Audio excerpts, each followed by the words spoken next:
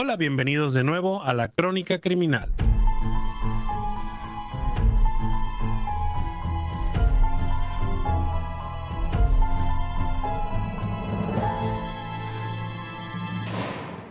Para la narración de hoy vamos a analizar la vida y los crímenes de Keith William Settlemoyer, un hombre que ganó notoriedad en Pensilvania, Estados Unidos, por todas las razones equivocadas. Keith Settlemoyer nació el 4 de junio de 1955 en Aberdeen, Maryland. Él era el mayor y el único hijo varón de William y Donna Settlemoyer. Cuando era niño, le aterrorizaba la oscuridad, un miedo que lo acompañó durante toda su vida adulta.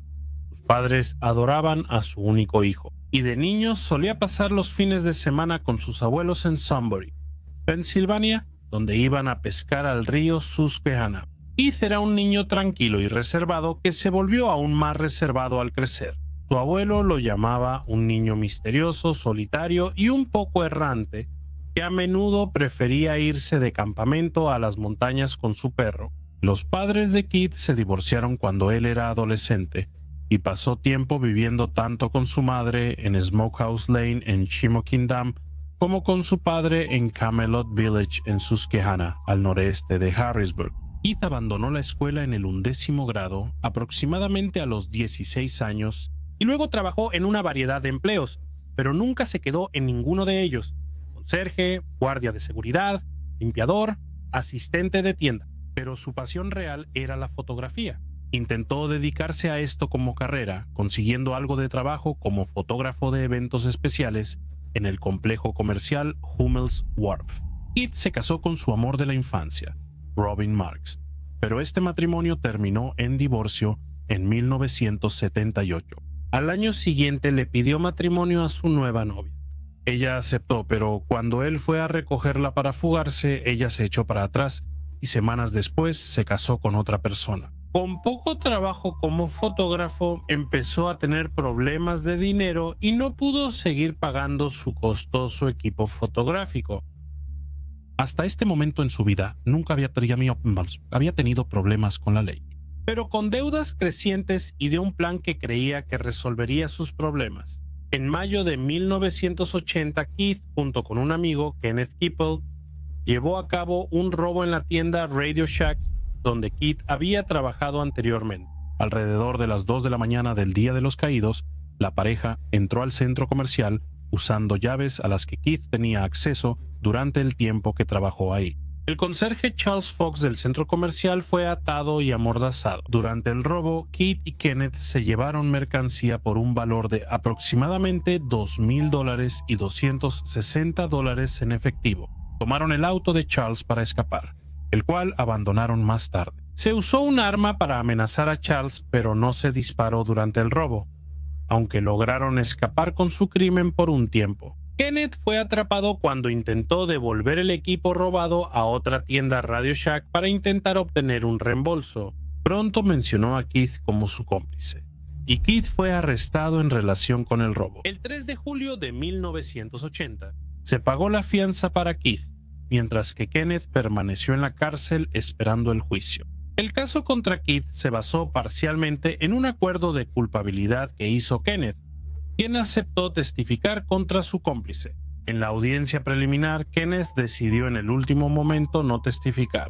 Sin su testimonio, no había pruebas suficientes para continuar con los cargos contra Keith. El caso fue desestimado. Sin embargo, solo 10 minutos después, Kenneth cambió de opinión por segunda vez tras hablar con su familia y una vez más aceptó testificar contra Keith. La policía procesó de inmediato a Keith por los cargos recién retirados. Se fijó una nueva audiencia para el 18 de julio, en la que se ordenó que Keith fuera juzgado por robo a mano armada, allanamiento, secuestro, restricción ilegal, robo, uso no autorizado de un vehículo motorizado y violación de la ley de armas de fuego. El juicio debía comenzar en octubre de 1980. Después de que fue acusado del robo, Keith se volvió cada vez más deprimido. El periódico local publicó detalles del arresto en la portada y él se volvió aún más retraído. Empezó a pasar más tiempo en su habitación, siempre con la puerta cerrada con llave. Su madre describió cómo sufrió un cambio completo de personalidad.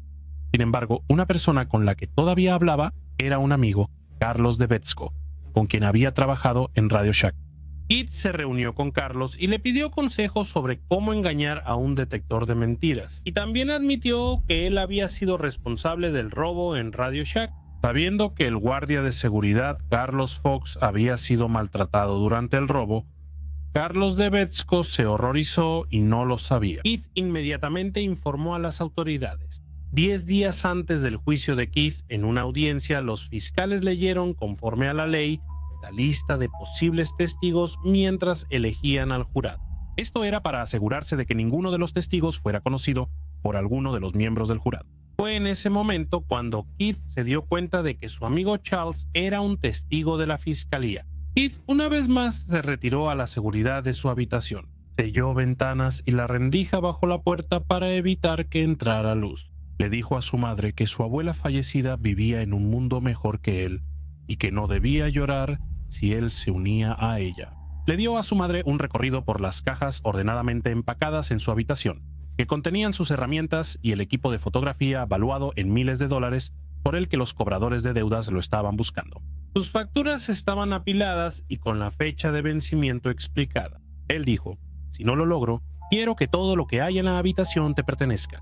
Él pidió que la habitación se mantuviera igual y me hizo prometer que no cambiaría nada en ella. Su madre, Donna, recordó que estaba aterrorizada de que su hijo fuera a quitarse la vida. Sin embargo, después de 4 días, Donna regresó a casa del trabajo y encontró a Keith fuera de su habitación, limpiando y vistiéndose. Dijo que ibas a ir a ver a su papá en Harrisburg. Donna no hizo ninguna pregunta, solo estaba tan aliviada de que él hubiera salido de su habitación.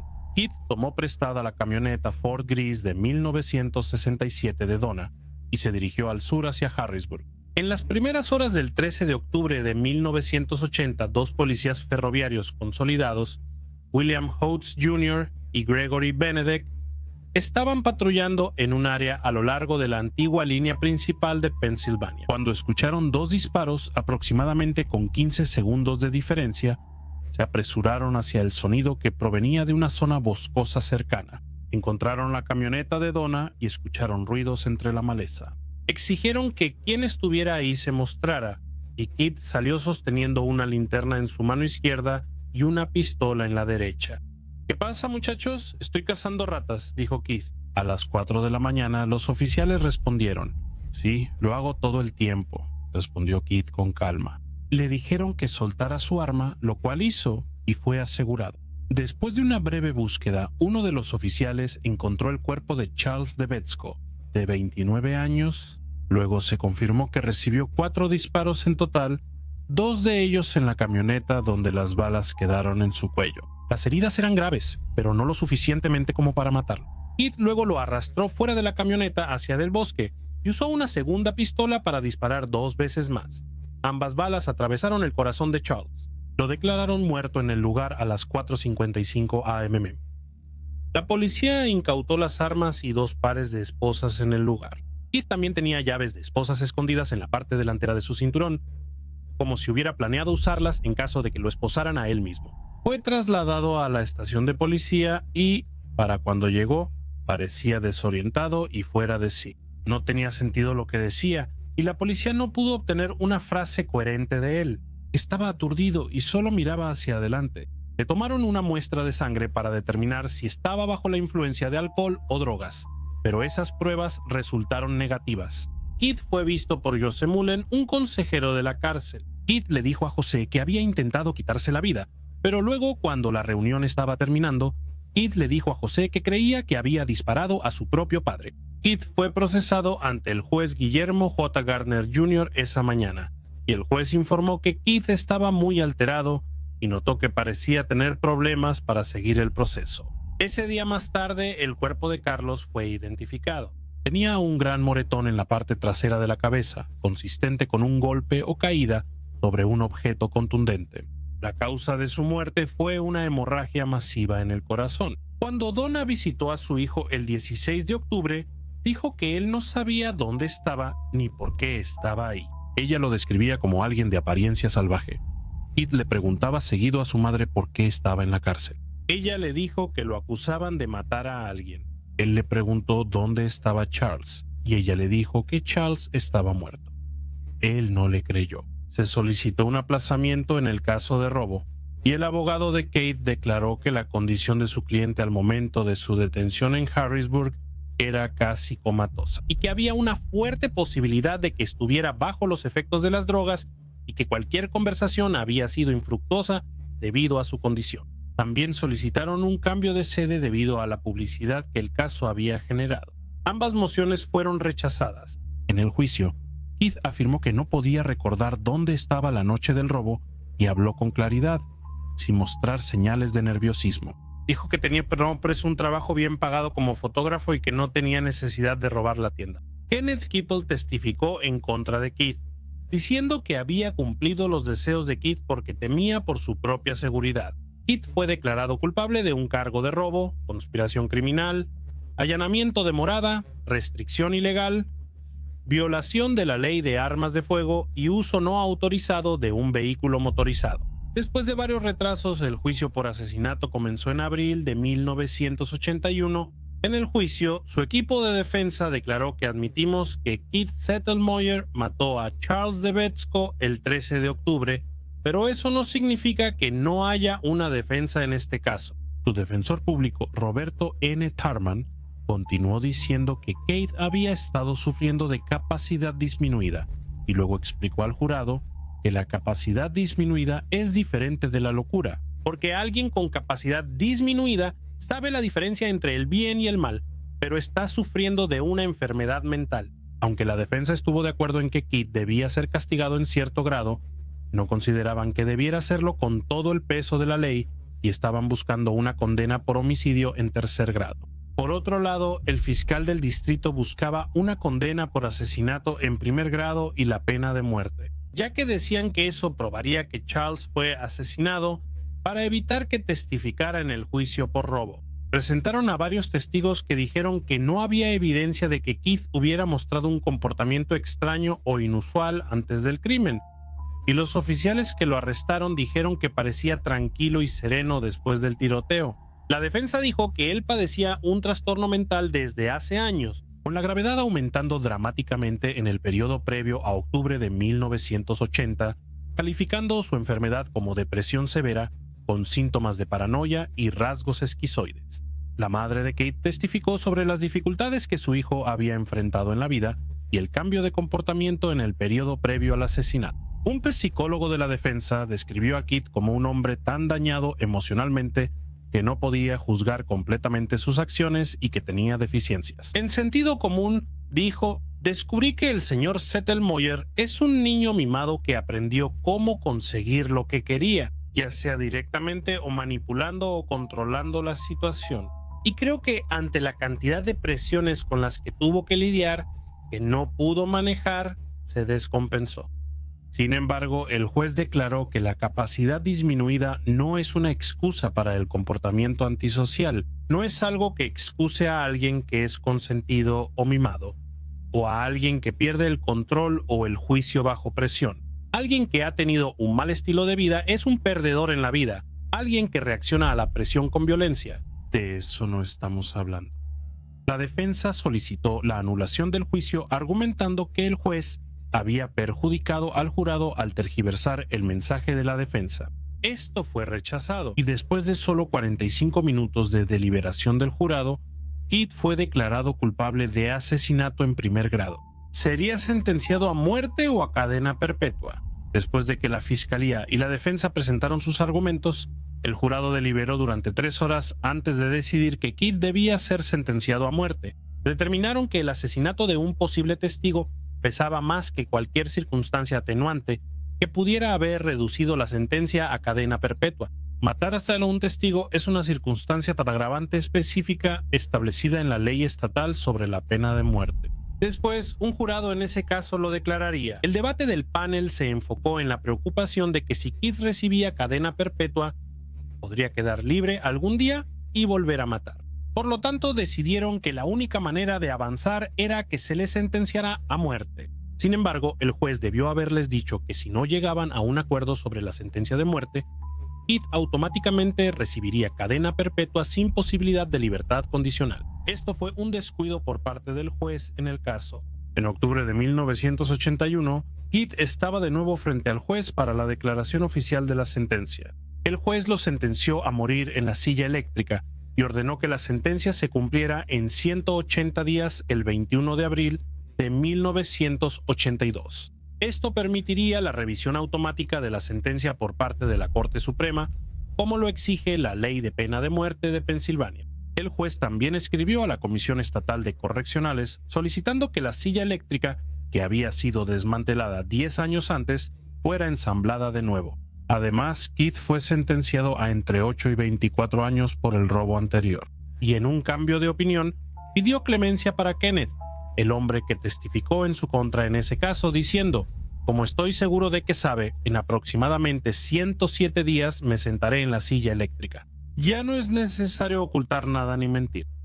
En nombre del señor Kenneth Keppel, me gustaría que fuera indulgente. Fui yo quien lo coaccionó o convenció para que participara en ese delito.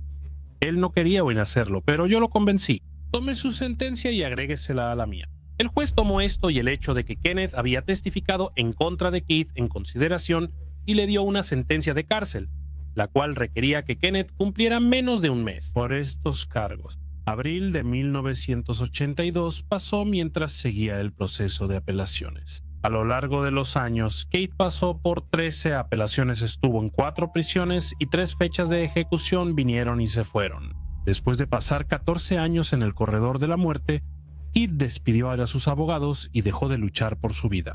Suplicó a los tribunales que le permitieran morir, considerando su ejecución como el fin de su sufrimiento en prisión, una liberación misericordiosa de estos síntomas de salud que siempre sufro. No tengo el más mínimo interés en reabrir mi caso legal con ningún nuevo tema de apelación. Y que estaba perfectamente satisfecho de estar tranquila y pacíficamente en una ejecución legal. No estoy loco, no estoy chiflado, entiendo perfectamente lo que está pasando con la ejecución y todo. Durante su tiempo en prisión, rara vez hablaba y casi nunca tomaba su hora diaria de ejercicio. Solo permitía que sus padres lo visitaran y aún así, solo 2 veces al año. Debido a cambios en la ley, Keith iba a ser ejecutado por inyección letal en lugar de la silla eléctrica, algo que él creía que sería más humano. Sin embargo, los abogados de la Organización de Defensa Post-Condena de Pensilvania argumentaron que Keith no era mentalmente competente y que sufría de trastorno de estrés postraumático. 3 psiquiatras evaluaron a Keith y concluyeron que estaba cuerdo. Incluso Aldona de Betsko, la madre de la víctima de Keith, argumentó que Keith no debía enfrentar la pena de muerte porque no solo estaba completamente en contra de ella, sino que también creía que Keith tenía una enfermedad mental y no era competente para ser ejecutado por el asesinato. El 28 de febrero de 1995, el gobernador Tom Ridge, quien hizo de la pena de muerte un tema de campaña, firmó sus 3 primeras órdenes de ejecución. Una de estas órdenes era para Keith, cuya ejecución estaba programada para el 2 de mayo de 1995. En una declaración escrita en las horas previas a la ejecución, Keith pidió perdón al pueblo. Pido que la gente de Pensilvania y la mancomunidad de Pensilvania, por favor, acepten mis 14 años de encarcelamiento y mi ejecución, ahora que toda mi deuda con la sociedad ha sido pagada en su totalidad, dijo. El gobernador Rich, quien firmó la orden de ejecución, emitió un comunicado diciendo: hace casi 15 años, Keith Settlemoyer asesinó brutalmente a su amigo Charles de Betsko. Que el alma de Keith Settlemoyer descanse en paz. Que el alma de Charles de Betsko descanse ahora en paz. A pesar de los deseos de Keith, aún se estaban haciendo esfuerzos de último minuto para detener la ejecución. La Corte Suprema Estatal rechazó la última apelación para suspender la ejecución cerca de las 9:45 p.m. en mayo. El 2, después de su última comida, que consistió en 2 hamburguesas con queso, papas fritas, pudín de chocolate y leche con chocolate. Keith fue ejecutado por inyección letal en la Institución Correccional Estatal de Rockview. Fue declarado muerto a las 10:25 p.m., aproximadamente 10 minutos después de que comenzaron a administrarle los medicamentos. Keith se convirtió en la primera persona ejecutada por el estado de Pensilvania desde la reanudación de la pena de muerte en 1976 y en el primer recluso ejecutado en Pensilvania en 33 años. La persona anterior fue Elmo Smith, quien murió en la silla eléctrica en 1962 por el asesinato sexual en 1958 de la estudiante de Roxborough de 16 años, Marian Teresa Mitchell. La ejecución de Keith fue la primera que tuvo lugar en Pensilvania en 33 años. A medida que se acercaba la fecha, la cobertura de su crimen y la controversia en torno a la pena de muerte ocuparon muchas columnas de los periódicos. El siguiente artículo, escrito por un reportero del personal, Dennis B. Roddy, apareció en el Pittsburgh Post-Gazette el 23 de abril de 1995, 9 días antes de que Keith fuera ejecutado. Lo incluyo aquí porque me pareció un artículo muy interesante sobre la realidad y la logística del proceso de la pena de muerte en ese momento.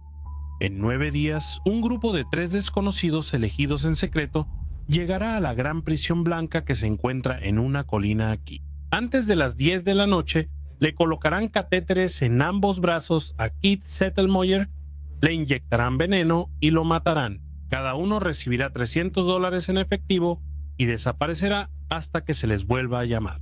Jamás deben conocerse los nombres de quienes se ejecutarán. El primer condenado en ser ejecutado en Pensilvania desde 1962, la mecánica de la pena capital en Pensilvania implica una serie de protocolos meticulosos envueltos en un secreto a veces extraño. Por ejemplo, los funcionarios del Departamento de Correcciones no dirán con precisión qué químicos se usarán para la primera inyección letal del estado, pero sí dirán que la combinación de drogas que pondrá a Settlemoyer en un sueño profundo y luego detendrá su corazón cuesta entre $300 y $400. El departamento no ve qué propósito público se cumpliría al identificar los agentes químicos, dijo Ben Livingood, portavoz del departamento. Quieren anestesiar el proceso, lo hace digerible. La artimaña de que es un proceso médico, dijo Andrés Chubin, abogado universitario estatal y opositor a la pena de muerte. Ahora los funcionarios de correccionales se refieren a la cámara de ejecución como la sala de inyección. La sala es la misma en la que 348 hombres y 2 mujeres fueron ejecutados en la silla eléctrica del estado. Entre 1915, cuando se inauguró Rockview, y 1962, cuando Elmo Smith del condado de Montgomery se convirtió en la última persona ejecutada en Pensilvania por electrocución. La silla ahora está almacenada con la Comisión Histórica y de Museos del Estado. Aunque los funcionarios estatales no revelan los químicos, un grupo de 4 personas visitó Huntsville, Texas, en marzo para reunirse con las autoridades de allá. Texas ha estado ejecutando reclusos por inyección letal desde 1982 y ha realizado más ejecuciones que cualquier otro estado. Texas utiliza un barbitúrico llamado tiopental sódico, seguido de un agente paralizante llamado bromuro de pancuronio, que detiene la respiración de la persona. Luego se inyecta un tercer químico, cloruro de potasio, en la vía intravenosa, deteniendo el corazón. En Illinois, el oficial de correcciones Nick Howell observó cómo los verdugos usaban los mismos 3 químicos para ejecutar a los asesinos convictos James Free y Hernando Williams, así como al asesino serial John Wayne. Gacy James Free soltó un resoplido o un ronquido. Hernando Williams no hizo nada. Gacy hizo algún tipo de sonido respiratorio, dijo él. Tomó de 6 a 7 minutos para que los hombres murieran. Pensilvania cambió su método legal de ejecución de la electrocución a la inyección letal en diciembre de 1990. A mediados del año siguiente, los funcionarios de correccionales pusieron a 3 personas bajo un contrato de $500 cada una al año para llevar a cabo las ejecuciones. También reciben $150 cada uno por simulacros de ejecución. Son los mismos 3 que recibirán dólares. $300 cada uno el 2 de mayo por la primera ejecución en 33 años.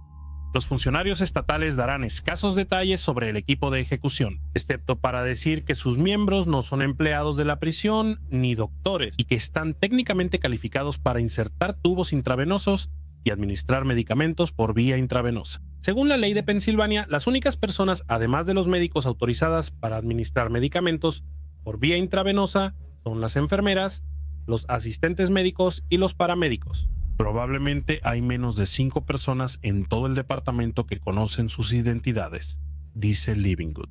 A los 3 se les otorgan credenciales de prisión con nombres supuestos. En los simulacros de ejecución, el personal de la prisión que los acompaña desconoce sus identidades. Serán llevados a la prisión por un miembro del personal que los recogerá en un lugar predeterminado.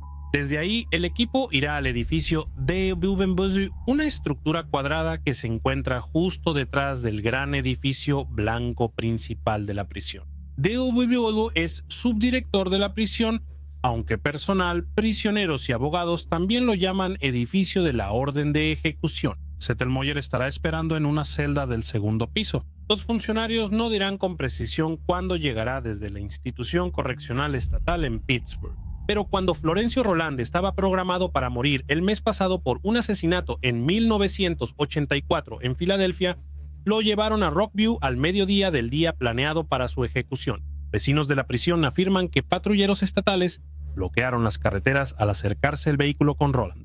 Los prisioneros que laboran en los campos y huertos fueron encerrados en sus celdas tras la comida vespertina. Todos los accesos a la prisión fueron cerrados a las 6 de la tarde la noche anterior. Roland fue salvado por una suspensión de ejecución ordenada por el tribunal. Cuando Zettelmoyer llegue, le tomarán las huellas dactilares para verificar que es el hombre correcto. Los documentos de traslado llevarán una foto reciente. Se le preguntará si desea emitir una declaración final.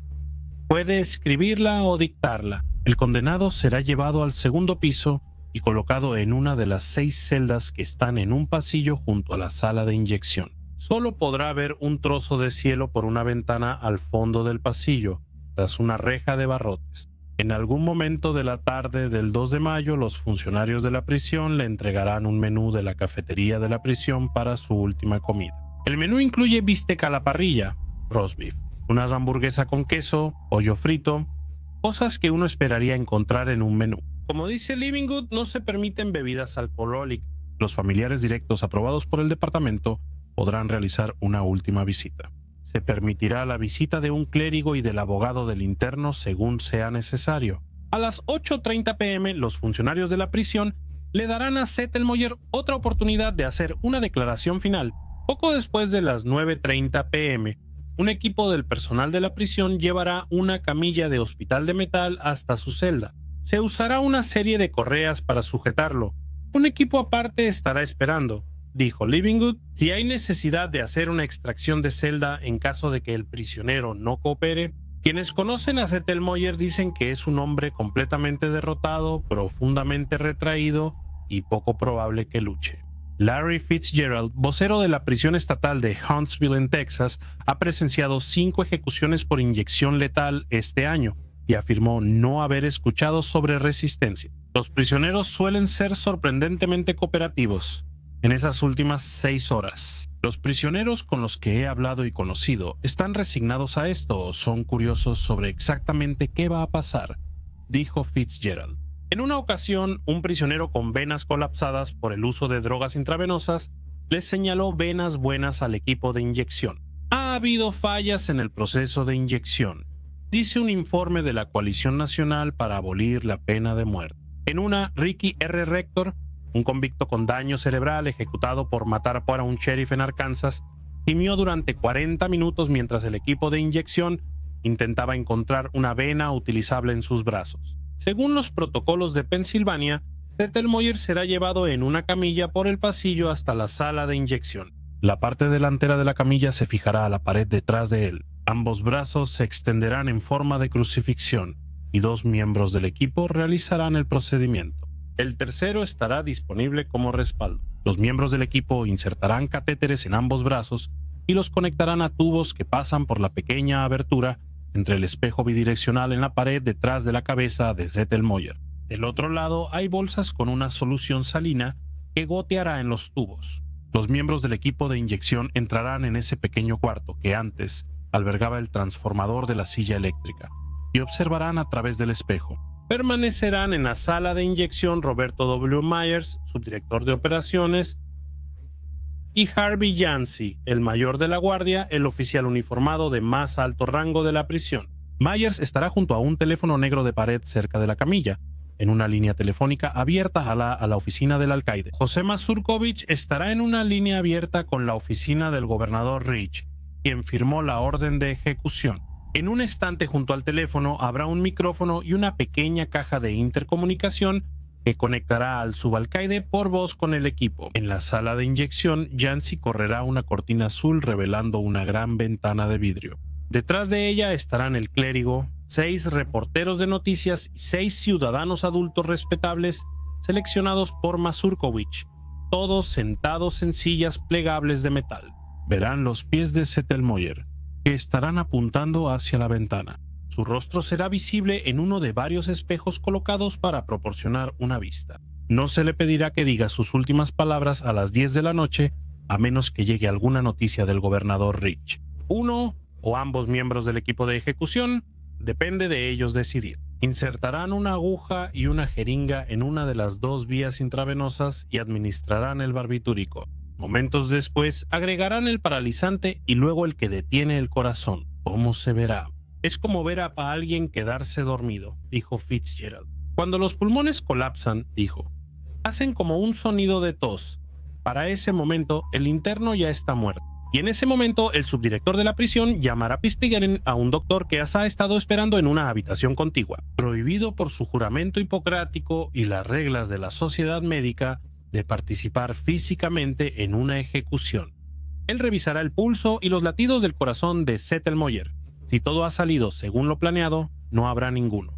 Mirará un reloj que cuelga en la pared directamente sobre la cabeza de Zettelmoyer y anunciará la hora. Eso es lo que anotará en el certificado estatal, que 14 años, 6 meses y 17 días después de que mató a Charles de Betzko, Keith Zettelmoyer está muerto. Así que un escrito increíble ahí por el periodista Denise B. Roddy. Muchas gracias por escuchar The Crime Reel. Cuídense. Adiós.